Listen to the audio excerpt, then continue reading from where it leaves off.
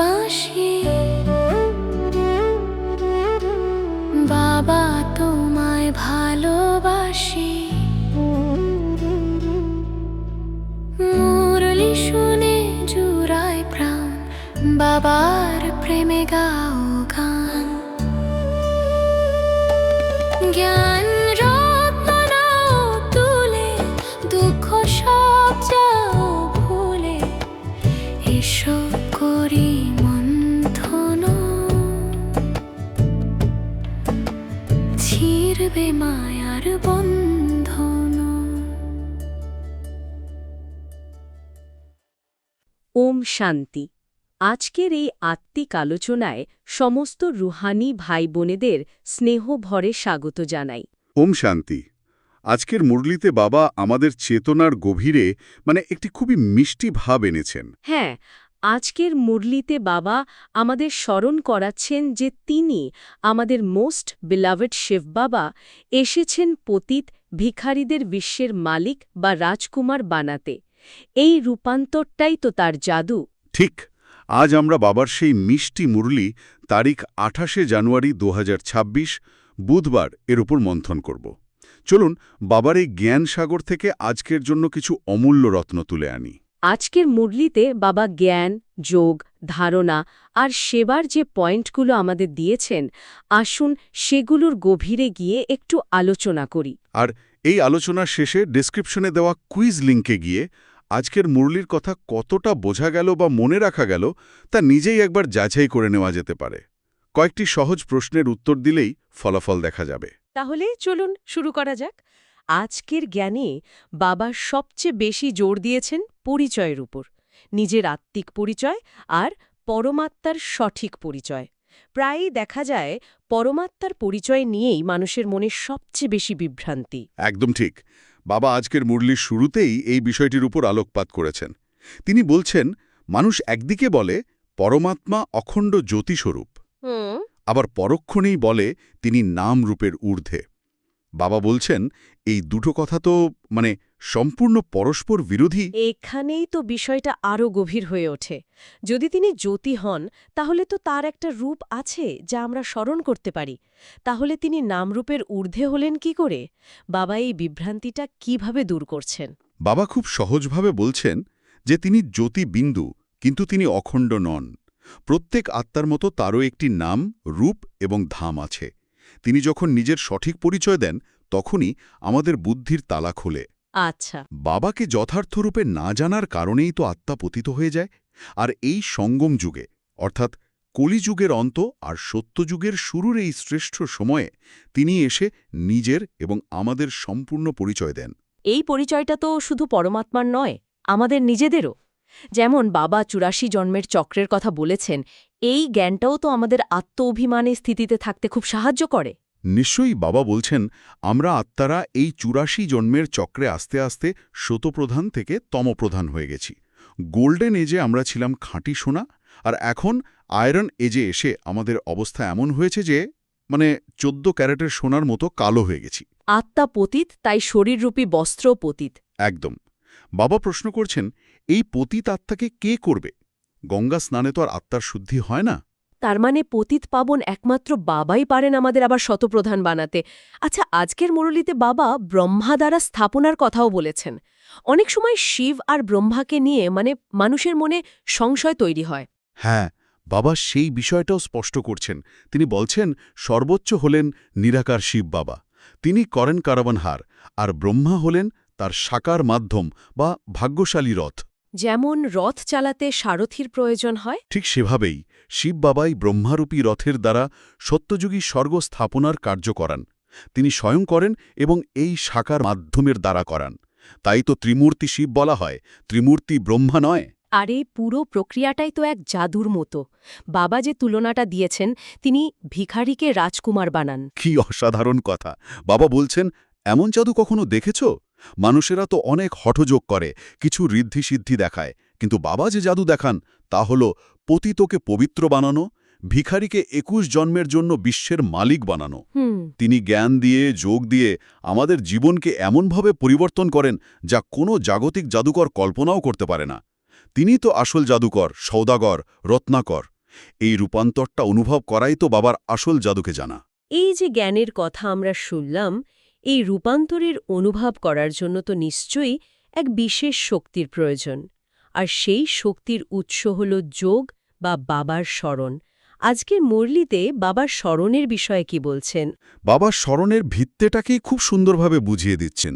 তিনি বলছেন এই ৮৪ জন্মে আমরা ৮৪ জন সাকার লৌকিক বাবা পেয়েছি, কিন্তু আমাদের আসল আধ্যাত্মিক সম্বন্ধ তো সেই এক নিরাকার পারলৌকিক বাবার সাথে। যখন লৌকিক বাবাকে স্মরণ করি তখন বুদ্ধির শরীরের দিকে যায়, দেহ অভিমান আসে। ঠিক।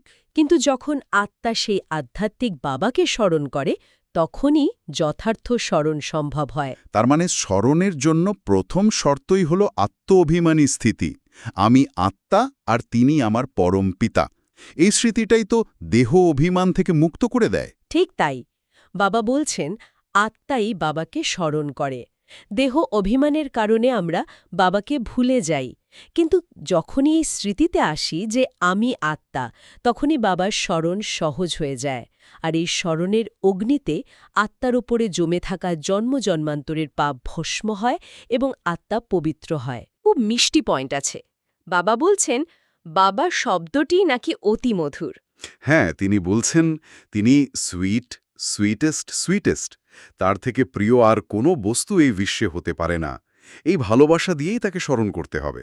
বাবা তো আমাদের থেকে আর কিছুই চান না, শুধু ভালোবাসা। আর সেই ভালোবাসা তো তার প্রতি শতই আসে। যিনি আমাদের বিশ্বের মালিক বানাচ্ছেন, তার থেকে বেশি প্রিয় আমাদের জন্য আর কে বা কি হতে পারে? এই ভালোবাসার রসে ডুবেই তাকে স্মরণ করতে হয়। কিন্তু বাবা এও বলছেন যে দুঃখে সবাই তাকে স্মরণ করে, সুখে কেউ করে না। এই বিষয়টা কেন? বাবা খুব সুন্দরভাবে যুক্তি দিয়ে বোঝাচ্ছেন। সত্যযুগে আত্মারা সুখী থাকে, তাই সেখানে বাবাকে ডাকার প্রয়োজনই হয় না। কিন্তু যখন অর্ধেক কল্প পরে দাপর কলিযুগে মায়ার প্রভাবে সবাই দুঃখী হয়ে পড়ে, তখন আত্মা আপনা আপনিই বাবাকে ডাকে, হে পতিতপাবন, এসো। আর এই ডাক শুনেই বাবা আসেন? হ্যাঁ, তার স্মরণই আমাদের দুঃখ হরণ করে সুখ প্রদান করে। আমাদের পুরুষার্থ হল শুধু দুঃখে নয়, প্রতি মুহূর্তে তাকে নিজের সাথী বানিয়ে রাখা। আর এই স্মরণের ফলেই তো স্বর্গ স্থাপন হয়, তাই না? এটা কোনো শারীরিক বা রাজনৈতিক শক্তি দিয়ে সম্ভব নয়। একেবারেই। স্বর্গের স্থাপনা হয় স্মরণের শক্তি দিয়ে, পবিত্রতার শক্তি দিয়ে। আমরা যত সেই এক অবিনাশী বাবাকে স্মরণ করব, তত আমরা পবিত্র হব, এবং আমাদের দ্বারাই এই পৃথিবীতে স্বর্গ স্থাপিত হবে ২১ জন্মের জন্য। স্বর্গের মালিকানার চাবি হল বাবার এই সহজ স্মরণ। জ্ঞান আর যোগের পর স্বাভাবিকভাবেই প্রশ্ন আসে, এগুলোকে দৈনন্দিন জীবনে কাজে লাগাবো কিভাবে? আজকের মুরলিতে ধারণার জন্য বাবা কি কি বলছেন? ধারণার জন্য বাবা আজ খুব সুন্দর একটা চিত্র আমাদের সামনে রেখেছেন। তিনি বলছেন এই পুরানো দুনিয়াটা হলো কাঁটার জঙ্গল, আর নতুন দুনিয়া হলো ফুলের বাগান। একদম। বাবা আমাদের কাঁটা থেকে ফুলে পরিণত করতে এসেছেন। তাই প্রথম ধারণা হলো নিজেকে সুগন্ধি ফুল বানাতে হবে। ফুলের মতো হওয়া, এর মানেটা কি? এর প্রায়োগিক দিকটা কি? এর মানে হলো আমার কথা, আমার কর্ম যেন কাউকে কষ্ট না দেয়। যেমন একটি ফুল সকলকে শুধু সুগন্ধই দেয়, তেমনি আমাদের দ্বারা যেন সকলের মনে শান্তি ও শীতলতার অনুভব হয়। কাউকে দুঃখ দেওয়া অর্থাৎ কাঁটা হয়ে যাওয়া। বাবা বলছেন তার নামই হলো বাবুলনাথ।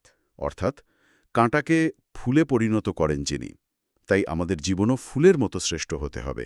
এর সাথে বাবা লৌকিক আর পারলৌকিক সম্বন্ধের বিষয়টাও ধারণার জন্য জুড়ে দিয়েছেন। হ্যাঁ, এটা খুবই গুরুত্বপূর্ণ ধারণা। বাবা বলছেন একমাত্র পারলৌকিক বাবার সঙ্গেই সর্বসম্বন্ধ জুড়তে হবে। তিনি পার্থক্যটা খুব পরিষ্কার করে দিয়েছেন। লৌকিক পিতা আমাদের জন্ম দিয়ে এই বিকারের দুনিয়ায় ফেলে দেয়, যার ফলে দুঃখই পেতে হয়। কিন্তু পারলৌকিক বাবা? পারলৌকিক বাবা আমাদের সেই বিকারের নালা থেকে তুলে এনে ২১ জন্মের জন্য পবিত্র করেন, স্বর্গের অধিকারী বানান। তাই আমাদের বুদ্ধির যোগ, সমস্ত সম্বন্ধ সেই এক বাবার সাথেই থাকা উচিত। আর এই শ্রেষ্ঠ জীবন বানানোর জন্যই তো দৈবী গুণ ধারণার কথা বাবা বলছেন। স্বর্গের মালিক হতে গেলে জীবনটাও তো ফার্স্ট ক্লাস হওয়া চাই। একদম। বাবা আমাদের ভবিষ্যতের চিত্র দেখাচ্ছেন। স্বর্গে আমাদের মহল হীরে জহরাতের হবে, আসবাবপত্র স্বর্ণ খচিত হবে। এমন ফার্স্ট ক্লাস বিশ্বের মালিক হতে গেলে আমাদের জীবনও তো ফার্স্ট ক্লাস বানাতে হবে। আর সেই শ্রেষ্ঠ জীবন দৈবী গুণ ধারণার মাধ্যমেই সম্ভব। কিন্তু এই দৈবী গুণ ধারণ করাটা গৃহস্থ জীবনে থেকে কতটা সম্ভব বাবা এর জন্য কি যুক্তি দিচ্ছেন? বাবা জানেন যে আমরা সবাই ঘর ছেড়ে তার কাছে এসে থাকতে পারব না, তাই তিনি আমাদের কমল পুষ্প সমান থাকার যুক্তি দিচ্ছেন। যেমন কমল ফুল পাঁকের মধ্যে থেকেও পবিত্র থাকে, আমাদেরও তেমনি গৃহস্থ জীবনে কর্মক্ষেত্রে থেকেও মন বুদ্ধি দিয়ে বাবার সাথে পরমধামে থাকতে হবে। শরীর এখানে, কিন্তু মন বাবার কাছে। হ্যাঁ, এটাই হলো গৃহস্থ জীবনে থেকেও পবিত্র থাকার উপায়। পঞ্চম ধারণা হিসাবে বাবা রুদ্রজ্ঞান যজ্ঞের কথা বলেছেন। এই যজ্ঞে নিজের সম্পূর্ণ আহুতি দিতে হবে। এর অর্থ কি? বাবা যে জ্ঞানযজ্ঞ রচনা করেছেন তাতে আমাদের পুরনো স্বভাব সংস্কার, দেহ অভিমান, ক্রোধ, লোভ এই সব কিছুর আহুতি দিতে হবে। আর যখন আমরা জ্ঞানে ভরপুর হয়ে যাব তখন সেই জ্ঞান অন্যদেরও বিতরণ করতে হবে, তাদের পথ দেখাতে হবে। কারণ ভক্তির অন্ধকার রাত এখন শেষ। বাবা এসে জ্ঞানের দিন এনেছেন। এই যজ্ঞে নিঃস্বার্থভাবে নিজের সবকিছু সাহা করাই হল সম্পূর্ণ আহুতি দেওয়া। যখন কারোর জীবন পরিবর্তিত হয়, জ্ঞানে যোগে সে ভরপুর হয়ে যায়, তখন স্বাভাবিকভাবেই তার মধ্যে সেবা করার প্রেরণা আসে। আজকের মুরলিতে বাবার সেবার জন্য কি বলছেন? বাবা বলছেন, শ্রেষ্ঠ থেকে শ্রেষ্ঠ সেবা হল যারা বাবাকে জানে না, যারা তাকে সর্বব্যাপী বলে বা নামরূপের ঊর্ধ্বে বলে বিভ্রান্ত, তাদের বাবার সত্য পরিচয় দেওয়া। কত আত্মা বাবাকে না জানার কারণে অন্ধকারে রয়েছে, তাদের কাছে বাবার সঠিক বার্তা পৌঁছে দেওয়া। এটাই হলো সবচেয়ে বড় সেবা। তার মানে সেবা শুধু জ্ঞান শোনানো নয়, বরং মানুষের মনে জমে থাকা অনেক পুরনো ভুল ধারণাগুলোকেও পরিষ্কার করা। একদম ঠিক। যেমন মহাভারতের যুদ্ধ এবং কৃষ্ণের ভূমিকা নিয়ে মানুষের মনে যে ভ্রান্তি রয়েছে তা দূর করা। মানুষ মনে করে মহাভারতের যুদ্ধে কৃষ্ণ জ্ঞান দিয়েছিলেন, কিন্তু বাবা আমাদের স্পষ্ট করেছেন যে কৃষ্ণ তো সত্যযুগের রাজপুত্র। রাজযোগ শেখানোর কাজ তো বাবা সঙ্গম যুগে এসেই করেন। ঠিক, এই ভ্রান্তি দূর করে সত্য জ্ঞান সকলকে বোঝানো একটি বড় সেবা। আরেকটা বড় ভ্রান্তি হল দেবতাদের পূজা করা নিয়ে। হ্যাঁ, বাবা বলছেন দেবতারা তো আমাদেরই ভাই। ভাইদের কাছে প্রার্থনা করে পূজা করে কোনো উত্তরাধিকার পাওয়া যায় না। উত্তরাধিকার তো একমাত্র পিতার থেকেই মেলে। মানুষ ভক্তির বশে ভাইদের কাছেই চাইতে থাকে। আমাদের সেবা হল তাদের দৃষ্টি পিতার দিকে নিয়ে যাওয়া, যাতে তারা সরাসরি উত্তরাধিকার পেতে পারে। কল্পের আয়ু নিয়েও তো একটা বড় ভুল ধারণা প্রচলিত আছে। ঠিক তাই, শাস্ত্রে কল্পের আয়ু লক্ষ লক্ষ বছর লিখে দেওয়ায় মানুষ হতাশ হয়ে পড়েছে। তারা ভাবতেই পারে না যে এই জীবনে মুক্তি বা জীবন মুক্তি পাওয়া সম্ভব। বাবা এসে এই গভীর অন্ধকার থেকে আমাদের মুক্ত করেছেন। তিনি বলছেন কল্পের চক্র মাত্র ৫,০০০ বছরের। হ্যাঁ, আমাদের সেবা হল এই সঠিক জ্ঞান দিয়ে অন্য আত্মাদেরও বুদ্ধির তালা খোলা। এই একটা সত্যই মানুষের হতাশা দূর করে, পুরুষার্থ করার প্রেরণা দিতে পারে। আর সবচেয়ে শেষে বাবা বলছেন সবচেয়ে বড় সেবা হলো নিজের জীবন। এটাই সবচেয়ে গুরুত্বপূর্ণ পয়েন্ট। বাবা কাঁটাকে ফুলে পরিণত করেন, এই মহিমা প্রত্যক্ষ করতে হবে। যখন অন্যেরা আমাদের জীবনে পরিবর্তন দেখবে যে আমরা কাঁটার মতো জীবন থেকে ফুলের মতো শান্ত, শীতল, পবিত্র হয়ে গেছি, তখন তারা স্বতই বাবার প্রতি আকৃষ্ট হবে। আমাদের জীবনই বাবার মহিমা প্রত্যক্ষ করানোর জীবন্ত উদাহরণ হয়ে উঠবে। একদম। জ্ঞান, যোগ, ধারণা আর সেবার এই সুন্দর মন্থনের পর এখন আজকের মুরলির বরদানটি শান্তভাবে শুলিনি। কারোর মধ্যে কোন কোন গুণ কম আছে বা কার মধ্যে কি দুর্বলতা আছে এসব না দেখে নিজের গুণ বা শক্তিগুলির সহযোগ দিয়ে মাস্টার দাতা ভব। এই বরদানের ব্যাখ্যায় বাবা আমাদের মনে করিয়ে দেন, মাস্টার দাতা হওয়ার অর্থ হল সকলের প্রতি শুভ ভাবনা রাখা। কারোর দুর্বলতা দেখে এরকমই এই ভাবনা রাখা মানে হল নেওয়া, দেওয়া নয়। দাতা হওয়ার অর্থ হল নিজের গুণ ও শক্তি দিয়ে তাদের সাহায্য করা। আমি একেও বাবার সমান বানাবো, এই শ্রেষ্ঠ কামনা রাখাই হল মাস্টার দাতা হওয়া। আওরা আজকের মুরলির স্লোগানটি শুনেনি। মন বচন কর্মের দ্বারা সেবা করতে থাকা বাচ্চাই হল নিরন্তর সেবাধারী। তার প্রতিটি শ্বাসে সেবা সমাহিত থাকে। এই স্লোগানটি আজ সারাদিনের জন্য একটি আত্মিক স্মৃতি। যখন আমাদের মন সকলের প্রতি শুভ কামনা করে, বচন মধুর হয় এবং কর্ম শ্রেষ্ঠ হয়, তখনই আমরা নিরন্তর সেবাধারী হতে পারি। তখন আমাদের প্রতিটি শ্বাস, প্রতিটি সংকল্প, প্রতিটি কর্ম সতই সেবায় পরিণত হয়। এবার আজকের অব্যক্ত ইশারার দিকে মন দিই। অব্যক্ত ইশারা। এই অব্যক্তি মাসে বন্ধনমুক্ত থেকে জীবনমুক্ত স্থিতির অনুভব করো। প্রথমে নিজের দেহের থেকে, দেহের সম্বন্ধের থেকে আর পুরনো দুনিয়ার স্মৃতি থেকে মুক্ত হও। যখন এই মুক্তি অবস্থার অনুভব করবে, তখন মুক্ত হওয়ার পর জীবন মুক্তির অনুভব শত হবে। তো চেক করো জীবনে থেকে, দেহ, দেহের সম্বন্ধ আর পুরনো দুনিয়ার আকর্ষণ থেকে কতখানি মুক্ত হয়েছ। এই অব্যক্ত ইশারা আমাদের চেতনাকে শব্দের বাইরে আরও সূক্ষ্ম স্থিতির দিকে নিয়ে যায়। এটি একটি চেকিংয়ের পয়েন্ট। আমাদের সারাদিন নিজেকে পরীক্ষা করতে হবে, আমি কি এই দেহের আকর্ষণে বাধা? আমার কোনো সম্বন্ধ কি আমাকে টানছে? পুরনো দুনিয়ার কোনো স্মৃতি কি আমাকে দুঃখ দিচ্ছে? যতখানি আমি এই সব থেকে মুক্ত, ততখানি আমি জীবন মুক্তির অনুভব করতে পারব। এটা বাইরের নয়, ভেতরের অনুভবের যাত্রা। এই আলোচনার শেষে আবারও মনে করিয়ে দিচ্ছি, ডেসক্রিপশনে দেওয়া কুইজ লিঙ্কে গিয়ে আজকের মুরলির কথা আপনি কতটা বুঝেছেন ও মনে রাখতে পেরেছেন তা নিজেই একবার যাচাই করে নিতে পারেন। যদি আজকের এই মুরলি স্মৃতি বাপদাদার আরও কাছে নিয়ে যেতে পেরে থাকে, তাহলে অনুগ্রহ করে এই ভিডিওটি লাইক করুন এবং রুহানি ভাই বোনেদের সঙ্গে শেয়ার করুন, যাতে তাদের পুরুষার্থেও এটি সহায়ক হয়। ওম শান্তি। ওম শান্তি।